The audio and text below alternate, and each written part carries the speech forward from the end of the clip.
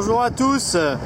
Bon ben voilà, depuis 4 jours, 5 jours bientôt que j'ai dématé, j'ai réussi à faire un petit peu de nord et donc me voilà désormais bloqué dans un anticyclone. Dans ces conditions de temps très calmes, et ben c'est le moment idéal pour revenir à froid sur le dématage et vous expliquer qu'est-ce qui s'est passé concrètement. Alors là c'est une poulie de Bastac, ça c'est la poulie de Bastac tribord, c'est la poulie qu'on dit primaire, c'est par là que la charge arrive du câble de Bastac avant de retourner sur un palon.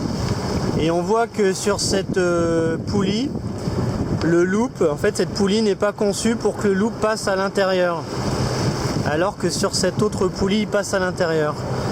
Ce qui fait que si celle-là casse, le loop retient la Bastac, si celle-là casse, il n'y a pas de retenue. Donc voilà à bâbord la traîtresse.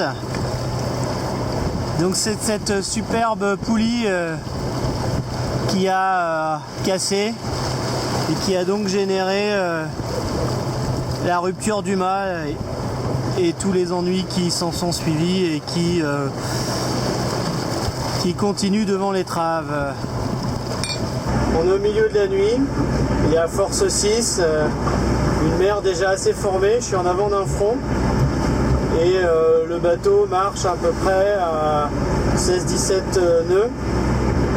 À un moment le bateau part en survitesse avec une rafale et j'entends comme un coup de fusil, un bruit très très sec, très violent, extrêmement violent. Tout de suite évidemment je me précipite dehors.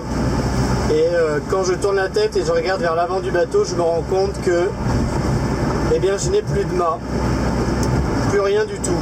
Seul un morceau de 1 mètre reste accroché au pont et un autre morceau de 4 mètres avec des haubans et des morceaux de barres de flèche menacent de faire des trous dans le pont.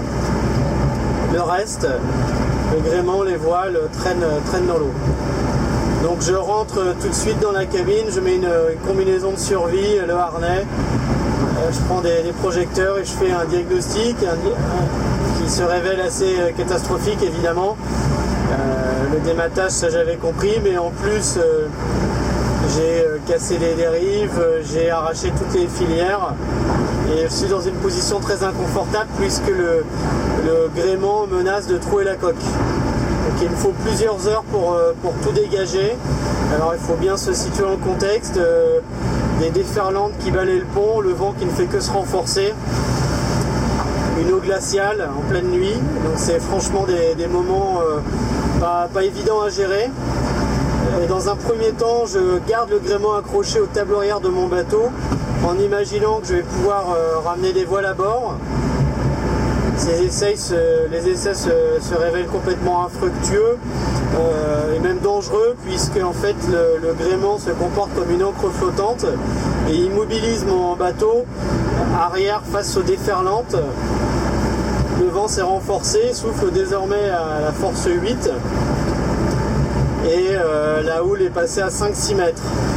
Donc à chaque déferlante vient s'écraser dans le fond du bateau, enfonce mon tableau arrière et met en péril mon bateau et donc ma sécurité. Alors, je décide, la mort dans l'âme, de tout couper, de libérer le gréement.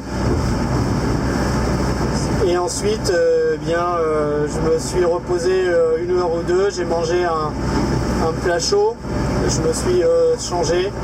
Et je suis parti pour un autre combat, un autre défi qui était de mettre en place un gréement de fortune. Une mission qui s'est avérée extrêmement périlleuse puisque le bateau était ballotté dans tous les sens avec la houle, les déferlantes. J'avais plus de filière sur un bord donc c'était vraiment compliqué de rester accroché au bateau. Et pourtant il fallait le faire parce que les vents sinon me poussaient au sud, vers l'Antarctique dans la mauvaise direction. Et il fallait absolument pouvoir s'extraire au plus vite de ces océans dangereux. Voilà, donc ce travail m'a pris une douzaine d'heures. Et ensuite, j'ai pu améliorer au fur et à mesure le gréement.